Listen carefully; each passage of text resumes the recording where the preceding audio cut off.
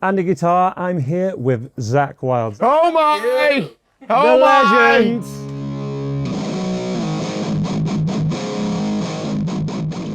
My last name is Crowley.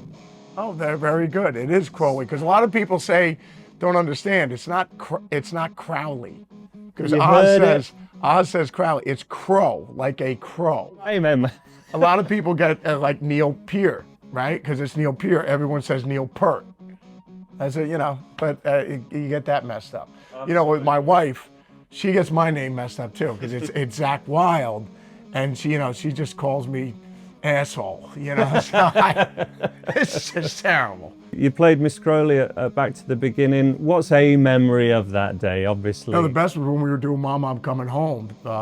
Justin put the 12-string up there, but the microphone was over here near where the cameras are. So I'm over here, and I'm singing, and I could hear Oz cracking a little bit. So I was like, want to get over there and support the boss. And it's just like, I'm in no man's land, because I'm sitting here playing the guitar, and the microphone's over there. So I go, I'm gonna have to stop playing and just get the mic over to the thing. So yeah. Thank you for your time, brother. This is very exciting. Right. And we're going to be talking about the new Black Label album. Yes. Engines of Demolition. We have, is this the guitar? The Engines of Demolition guitar? Yes, it is. It's one of them. Actually, I use this one. This is very exciting. I need this because it reminds me, lets me know what band I'm in currently at the moment. And what you the name get of, around. And what the name of the record is. Yeah, whether it's Zakk Sabbath, Pantera Celebration, Black Label, whether I'm playing with, when I was playing with The Boss, Experience Hendrix, Generation X. It just lets me know, okay, we're doing Black Label now. Absolutely. We're going to talk about all that, and I'm sure we'll cover some guitar playing wisdom and tips along the way, because we have a lot of guitar players watching this video. But let's start off. None of this happens without starting with songs. And you're the primary creative force behind Black Label Society. Where did this batch of songs start for you? Which songs came first? It actually always starts with a little practice amp. Sure. I'll just sit in my gym back at the house in California, the Doom Crew Incorporated Iron Den, my gym. So I just got like a little amp in there. I'll just come in there with some Odin Force and just start jamming riffs. Sure. If it sounds, and like I said, if it's sounding good at a low volume, it's going to sound even better when you're cranking it up. That's but great it's to hear. Yeah, but I just sit and just jam riffs. Like I'm just. So with Black Label, we're in C sharp tuning. Yeah. So the Lord Iommi tuning. So the heavier. So not only can you hear it, only whales can hear this. You know what I mean? And then what we'll do is either a drop D or drop B. So you got two Bs. Just like if you were in D, you would drop it, so you have two Ds.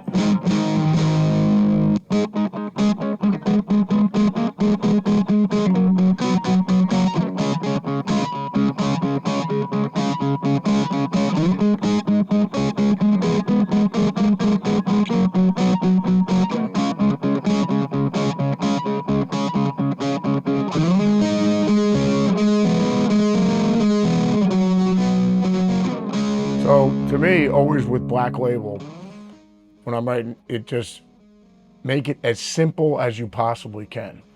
So you don't want to make it intricate at all, because this way it'll give you time to do dishes, laundry, make another cup of Odin Force, or any of your buddies that are drinking adult beverages, you can make one for them as well. So you want to leave yourself up so you can take care of other issues at hand. Sure. And also then it hits more to like the back of the big room. Yeah. So it's just that was Iommi's modus operandi, right? Well, yeah. Put it this way: every time we go out and we do a Zakk Sabbath crusade, it just nails home the simplicity of the meal between. It's just amazing riffs, just catchy riffs, amazing vocal lines. With Ozzy. Just awesome, and then Geezer's lyrics and then Bill's drumming. I'm just saying, but it's the simplicity of the whole thing. For sure, you've kept that through. Yeah, totally. But then, you're a technically proficient player. So what is it that, are you leaving room for that then in the shred? You're not overwhelming the riffs in the low end so that you can then play something over the top? Yeah, you want to have something you can play over. Somewhere you to know go. what I mean? Whether, you know, but it's all, the rhythms are always down to, for me, it's just, you have like Mount Riffmore, you always, you have Lord Iommi, you have Jimmy Page, you have Ritchie Blackmore. You know, between Smoke on the Water, Into the Void, and Whole Lot of Love, that's the construction and the template of how to write riffs. For sure. You know what I mean? But if you look at all three of those riffs, it's the simplicity of the riffs. Is downtuning a bit of a trick to not sound too 70s, too kind of classic, right, and more modern? Most bands I interview these days Yeah, are I guess, but I mean, downtuning. sounding 70s to me is not, that's not an insult. I mean, that's a Sure. good thing, you know what I mean? Yeah, yeah. But no, it's just the power of the riff, you know what I mean? So, and I mean, even if you're doing chord type things, it's,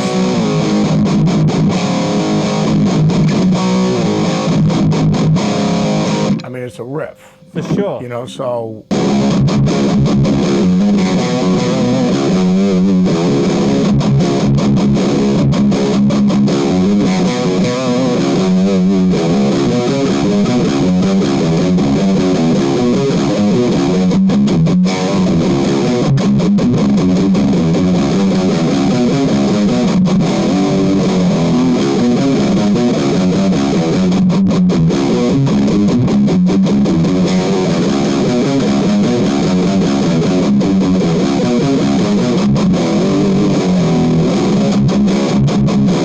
With the Gallows, it's just, you got two strings. I'm just saying, like, a lot of times, I mean, write me a song on two strings. Yeah. Or tops, three strings, you know what I mean? Just so if you're going to use power And chords. down picks as well. Yeah. A lot of down picks on Yeah, those just make heavier it as riffs. simple as possible. So, I mean, like, if you think, and like, these are like the first things I learned how to play. Was that the first riff? You know, I'm just saying, from open position as well, which is like I'm just saying, but like, you know, like when you're a kid, I mean, it's like I can play with the record, you know what I mean? Sure. So, but I think it's just the simplicity of the riff, which, I mean, for a bit, it kind of actually went out, not just out of fashion, but it's just like, I noticed like a lot of people using more chords for songs, as a, you know, like just. And you are a songs guy. Like, and you have a wonderful voice as well, which I was reminded of by hearing all the new album. The more ballad ones, it really shines through. But what has been surprised me by doing the research for this interview is that you really are a songs person with a lot of variety of Well, I thank you for the compliment on the singing. I enjoy singing for my wife when she wants to. She doesn't use Ozempic or anything like that. What I do is I sing for her, and then she just throws up violently. And then, yeah, it seems to be working wonderfully for her. Because people are like, wow, you look really swell. And they're like, are you taking Ozempic? She's like, no, he just sings for me and I throw up everything I've eaten all day, you know? So it's wonderful. Gotta love a complimentary spouse. But right? I like to help people, you know? So. Well, you do yourself a disservice. And I think part of this was to be your creative outlet, right, from the beginning, be self-sufficient with it. Well, yeah. As well as loving touring and being a guitar player for some of the legends. I mean, with Oz, I mean, my job with Ozzy is the riff department and music. So, you know, with the records, I wouldn't be involved with with the production and the mixing or anything like that. We'd hear it when it was done, and it was just like, oh, it came out great. But with Black Label, it's more of a Jimmy Page hands-on kind of thing where I'm involved. You know, we're involved with the production. I'm involved with the mixing. I'm involved with the artwork. It's your mom and pop shop. Yeah, for sure. So. And there's the final song on the album's Ozzy's song, dedicated to Ozzy, Yeah, right? totally, man. One thing that surprised me from listening to that was when you start the solo on that song, I found it to sound a bit John Frusciante. And I couldn't work out where that was coming from, just because it couldn't be further away from something like a Slash November Rain thing on a kind of big ballad, right? Yeah, totally. And then I realised a little later, it's probably a bit of a Hendrix influence. And then of course later on you're doing your thing and you're not doing a Hendrix impersonation or anything. But again, these wide influences in your playing. Yeah, totally. I mean, I think it's always going to be, it's in all our playing, you know, so it just. I mean, like I'm just saying, like with Oasis, obviously their love of the Beatles, and you know, and it just goes into it's in their DNA because they just love that music. So it's just like, or the Black Crowes, it's like their love of the Stones, Humble Pie, or early Rod Stewart, and I'm just saying it's the music that you love, So whether it's even with GNR, it's like early Aerosmith, that punk rock type stuff that's in there, the Stones.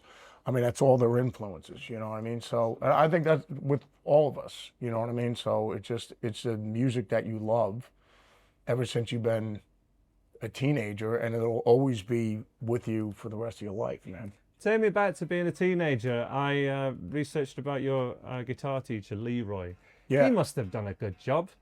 Well, no, I mean, Leroy was great in regard to, like I would, if I asked, I mean, like even when he showed me something like, What did he show you? well, let's say the first time when he showed me how to, just learning chords, just for like Highway to Hell, so I could play on the record, but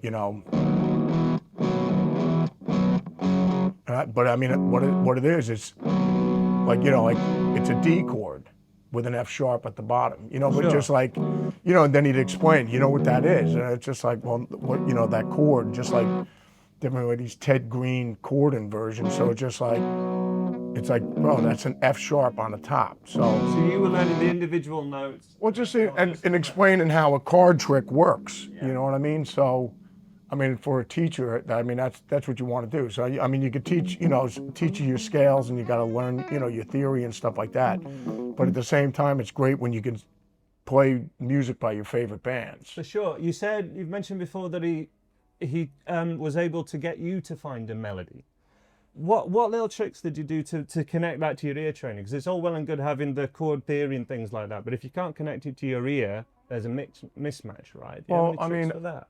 Because there's such good melody in the new album as well. Oh, thanks, man. But I think that's all on every guitar player or every musician, to find that. But I mean, I think. But how did it connect for you? That connecting the fretboard to your ear, finding melodies. Or was that just instinct? Yeah, I think it's just instinct. But I mean, it's just a matter of, like if you're learning how to. I mean, you have your normal. Your Sure. pentatonic, but if you're adding chromatics, then it starts sounding musical. Sure. As opposed to just practicing, so it sounds like you're running a finger exercise. Yeah, a lot of the best guitar licks sound like a singer would sing it with the phrasing. Yeah, totally, or like a saxophone or whatever. I mean, on the blues records, it's saxophone doing a lot of the yeah, I mean, solos, if you listen to a lot, like Coltrane or anything like that, when you listen to a sax player playing, it sounds like he's singing. It doesn't sound like he's going da da da da da da da da da da da da da da. It doesn't sound like that. I mean, mind you, there's nothing wrong. You got to practice scales to facilitate your technique. Sure. But like, once you start doing phrasing, it has nothing to do with finger exercises. You know what I mean? So because you want it to sound musical. You know what I mean? So I mean, I'm just saying, even though you have.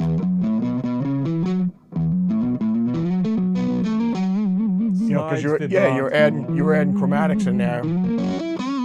Because a lot of people who might be studying your playing and going, I want to play like Zakk Wylde, pentatonics, alternate picking, and that's it. That's what they're trying to get, and they're missing a lot of what's great about the playing, in my opinion.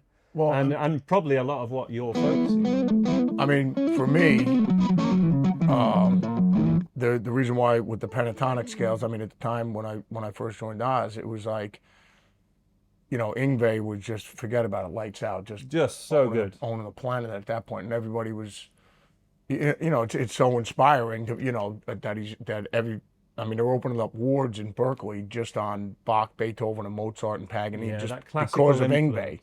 Which I think you must have picked up on because you were. Yeah, I think like Yngwie was without a doubt pretty much the last meteor that hit the planet. You know what I mean? You had between Hendrix and Eddie, and then Yngwie came out, and it was like, where everybody wanted to sound like Yngwie, and then Steve Vai, when Father Steve came out, like the stylist, where people wanted to copy that sound.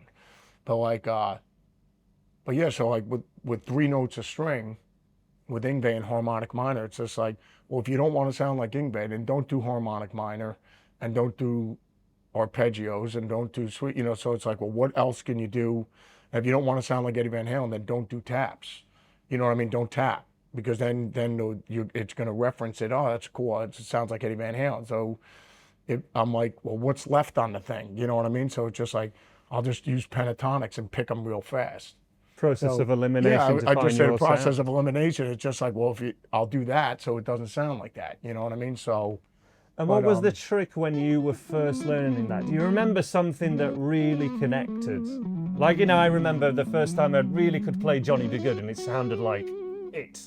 Was there something with picking for me, I mean, it was obviously being able to play like Highway to Hell and then... So AC/DC, yeah, which has plenty of alternate picking. When I could play that lick, you know, for back and I was like, wow, and to be able to play with the record. Yeah. Like that was like a major breakthrough. Or, you know, like, you know, with Hey Joe, it was just like, oh, wow. I was like, oh, that's cool. So many licks and like throughout, that's such a great jam exercise. 5 chords, the whole thing repeat, couldn't be simpler. Yeah, totally. But Hendrix is able to do his thing over it. What else did you get from Hendrix? Because he seems to have been a big... you know, but I mean, it's just, you know, but just certain licks that Jimmy does, you know. Almost sounds like a whammy bar, doesn't it? But he's doing it with his finger. Yeah, but I mean, a lot of, you know, with Jimmy, because it's blues. You know, and then you have Robin Trower, you know, all the, you know, just certain licks like that. But I mean, as far as blues licks, that's when things start sounding musical. Yeah. You know what I mean? Because it's just like because it's rock and metal slowed down as well, and it's all the lyrical bits, right? Yeah, so but it just, you know, and then you have chromatics in there, you know. That does remind me of a couple of your solos on the new album, which I think it's a few of them actually that I went, that sounds really fun. The cheekiness of it, of the chromatic blues. Yeah, Blood has that, you know, it's that type of lick. Play that one again,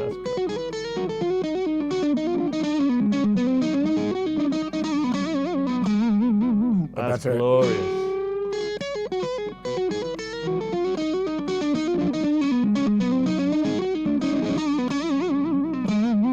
But it did, like you said.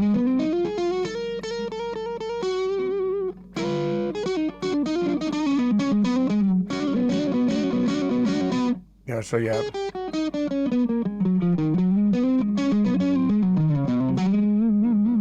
And commenting on we can see the fretting hand really well there. Commenting on your picking hand and the angle you've got on it. My biggest comment as a teacher, just seeing how relaxed. You know.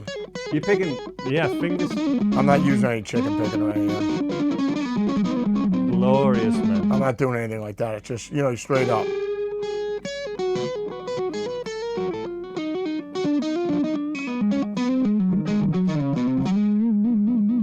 But that's, you know, I mean...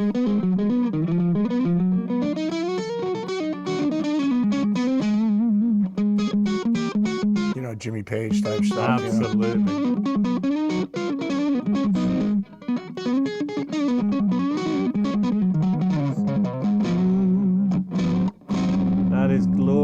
So to talk a bit about the guitar, it plays some glorious blues. It's great to see all the volume control that you're able to get the tones out of this thing. The amp settings haven't changed. We haven't got any pedals here. No. It's straight into a kind of souped up Plexi style amp. But these EMGs have got that variation of tone on the volume. But then this guitar was kind of made as a pinched harmonic machine as well. The EMGs, I mean, before I started playing with Oz, I had one of my students at the time. He had, I think he had a Fender, it was a Fender Jag, I think. And, you know, so I had my Les Paul, my white Les Paul, and I remember they had the PAFs in it. But I had my Marshall, I had a 79 combo, like a 50-watt combo, and then the whole thing is with a master on it. And when you know, he had, you know, EMGs in. I was like, oh, what is that? He goes, oh, they're EMG pickups. You got to put a battery in your guitar. I was like, a battery in your guitar? I never even heard of it. And so he just goes, oh yeah, no, like, you know, just took his guitar, and when I just hitting the G chord through this amp, I was like, the clarity was so much better than my, you know, because my Les Paul just said with the PAFs, it just sounded muddied. Right. And it almost sounded like I had a moving blanket over the speaker. And when I played his amp, it was just like, I mean, his guitar, it just felt like you took the moving blanket and took it off, so you could hear all the highs, Yeah. the shimmering highs, the mids, and the lows, and it wasn't muddy anymore. So, I mean, I was sold on the EMGs just then. I didn't need to endorse them, or they didn't give them to me for free or anything like that. I was like, those pickups are amazing. Because, I mean, what a pickup is, it's a microphone. Sure. You know, so, you know, you ask anybody that's when you're in the studio and you're singing through a $12,000 Telefunken 2 microphone, the clarity in those microphones, you know, like they use them in movie soundtracks, you know, if we're going to hear your feet walking across, you know, a bunch of sticks or something, you hear, you know, you're using a Telefunken on that just because you want to hear the crispness and everything. And that's why a lot of times, you know, you use them on vocals and stuff like that. It's because you want the super crystal clear. But like, it depends on what sound you want. You know, there is no good and there is no bad. I mean, Sure. you know, a Shure 57, you know, are great when you're putting them on amps as well. Or you can do vocals on them. It just depends if you want to distort or you want whatever, you know, it's all good. There is no bad, or, you know, it's ingredients that you want to use for your soup. So, but you know, with the EMGs, if you want super clarity, they're just amazing. And these guitars that are a bit more kind of pointy, metal looking, these are very in vogue with a lot more than just kind of heavy rock genres. These are really a thing. Well, yeah, I thought when I made this Wrathmaker, I was thinking Joe Pass and Pat Martino. You know what I mean? Gosh, it just conjures up the image of Joe Pass and Pat Martino right over here. You know what I mean? Barney Kessel, any of the great jazz legends. You know. But it's a real modern alternative kind of, the scene's got a lot of this kind of thing coming back. Well, no, I mean. But what were things that you put on this guitar to make sure that this was how you want? What makes it a Squealies machine?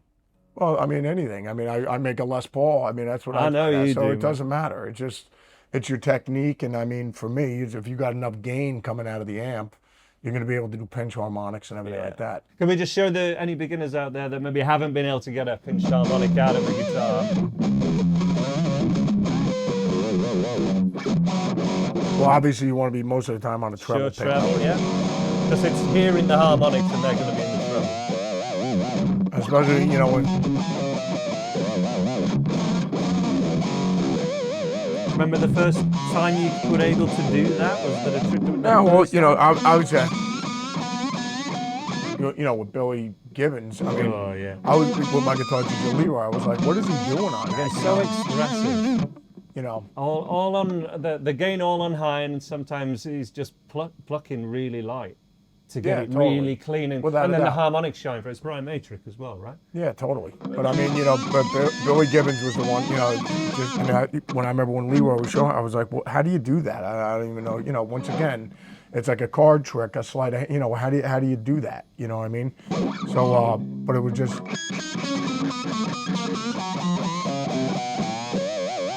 Yeah, it's just a matter of practicing it, you know.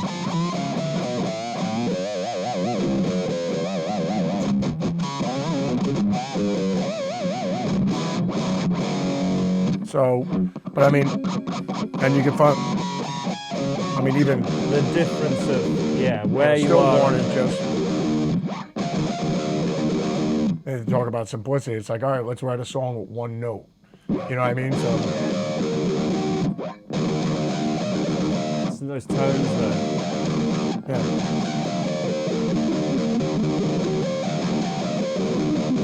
I mean, as far as a beginner, just practice that.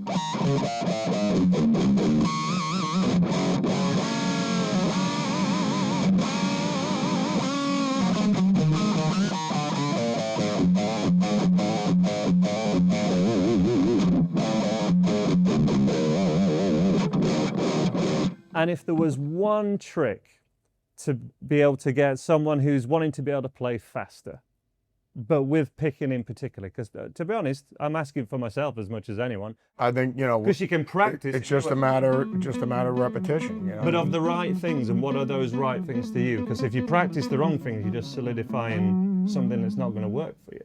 Well, I think, you know, just keeping the as little motion as you can, you know what I mean? So just keeping but it's just a matter of repetition.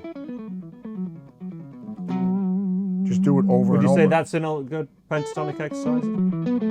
These kind of pattern studies, what's that, 6 notes down and then back on your Yeah, just, and just do it forward, and then do it backwards, you know what I mean? And then moving up and down the neck, breaking out of one position? Yeah, I mean, if you're going to be, you do all your pentatonics, and then obviously. Did you connect the pentatonics to chord shapes or anything? Well, to me, you could do that too. I mean, any chords that you want to do, then you just. But what particularly helped you? How do you see the neck yourself? What helps you? No, I think just connecting scales. Knowing where all the you have every shape. Just the box shape. Let's say we're in A minor, right? And then you.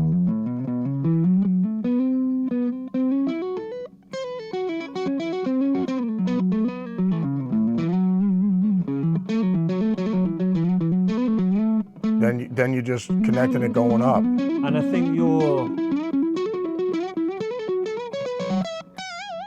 Oh, that was a lovely one because you limited yourself to the 2 middle strings. Well, you have your. Yeah, 2 strings. That's great. You know where they are, so you. So you have and just using your imagination, coming up with different patterns.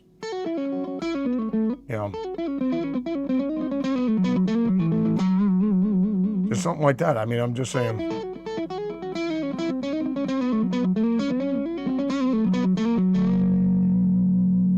I mean, for me, like Do you have tabs talking for about that, by the way? all this stuff that you can do in just a limited space. Sure. You know what I mean? That limitation, I think, is really key because otherwise you can't. It's hard to create with if you've got any note to pick from, any genre, limiting down to whatever makes you you. Yeah, well, I mean, it depends on what sound you want. You know what I mean? Like Alan Holdsworth, it's all legato because that's the sound he's hearing. I mean, he can pick, but it's just like, whereas Al Di Meola picks every note, because he wants it staccato. I mean, Al can do legato all day if he wanted, but it's the sound you want to hear. Like Steve Morse picks every note. And can Steve Morse do legato? He can do it all day long. You know what I mean? Steve, because he has great technique. So, but it's what you prefer. What you connect with. Yes, I mean, and like you said, well, what's better? There is no such thing as Steve Vai, Father Steve would always say it. He goes, Zakk, there is no such thing as the best. It's what's your favorite. What's your favorite slice of pizza? It's all good. You know what I mean? You want the margarita? You want plain, or do you want mushroom? Do you want sausage? Do you want garlic and mushroom? Do you want pepperoni? I'm just saying, there's not a bad slice of pizza. It depends on what you're in the mood for. Like, Zeppelin or Sabbath. What's your favorite album? To me, they're all great. But I mean, it's just like whatever mood you're in, it's just like, Zakk, put on Presence. I haven't heard that one in a while. I've worn Zeppelin 4 out. You know what I mean? So it's just like, with Sabbath, it's just like put Bloody Sabbath on. I've been listening to the first one for a while. So, Sure. It's just like, they're all great. It just depends on what mood you're in. You know what I mean? And the tour's coming up from the end of February all throughout the Americas, and then you're here in the UK in May, I believe. You're here in London. And are you supporting yourself? Yes, we just figured I'd support myself. Zakk Sabbath. Yes, because this way JD gets double per diem money. So, he has a habit of like refurbishing his kitchen from tour to tour. So we all base the touring and what bands we're going to have out with us because we need to keep up with JD's kitchen needs, Indeed, man. Well, I'd begrudge if I didn't ask, because you played Miss Crowley at Back to the Beginning. What's a memory of that day? Obviously, emotional for everyone. Well, obviously, you want to make sure the boss we got to look after the boss. You know what I mean? That's the main priority. Where his bodyguards up there, we have to make sure, our fearless leader is safe and he's taken care of. But the best was when we were doing Mama, I'm Coming Home. Father Justin, who takes care of the guitar home over there, and Justin put the, he put the 12-string up there, but the microphone was over here near where the cameras are. So I'm over here, and I'm singing, and I could hear Oz cracking a little bit. So I was like, want to get over there and support the boss. So So it sounds like we're man. doing karaoke together. And it's just like, I'm in no man's land because I'm sitting here playing the guitar and the microphone's over there. So I go, at some point in here, unless I can pull a Chris Angel and I can levitate the guitar over the microphone, I go, which isn't going to happen anytime soon. So I was just like, I'm going to have to stop playing and just get the mic over to the thing. So yeah, that was a bit of comedy, you know, just figuring. What happens on the night, Yeah, right? well, I'm just saying it's like, you know, this big, massive show. And that's why I always tell younger, aspiring musicians, I go, usually that's when the things, you'll have no problems going wrong. But if you're on live TV or something like that, the rig never went down for 5 gazillion shows, but it will go down during this show. You know, the non-important ones, it doesn't matter. But when it's the most important moment is when the walls will collapse, you know, and you just got to play through it and you got to get through it. And what people remember is probably the crowd singing along at that point. Yeah, I mean, magic. then you got to look back on it. You got to have a laugh while it's going on, and you got to go, well, we're going to get through this thing anyway. Of So course, don't stop and don't get pissed off. Just keep going. I think that's all we've got time for. Thank you so much for sharing that with me. Thanks for having me on. Zakk Wylde, Black Label Society. Check them out on tour very soon. The new album is coming out very soon as well. Yes, Engines of Demolition, and I'm in Black Label Society. So for today. Kids, if you put your band name on your guitar, this way you'll remember what the name of the band is, or your record, or whatever's going on. You know what I mean? Happy days. Thank you for chatting with me. You got it right there. Give it a pen. There you go. I'll go with that. You have actually been interviewed today. My last name is Crowley. Oh, they're very good. It is Crowley, because a lot of people don't understand. It's not Crowley, because Oz says Crowley. It's crow, like a crow. In fact, it's Crowley. I agree. Well, a lot of people get like Neil Peart, right? Because it's Neil Peart. Everyone says Neil Peart. I said, you know, but you get that messed up. Absolutely. You know, with my wife, she gets my name messed up too, because it's Zakk Wylde, and she just calls me asshole. You know, so it's just terrible. I didn't realize there's a Z in asshole. You know, but apparently I have found out through my wife. I have found out there is.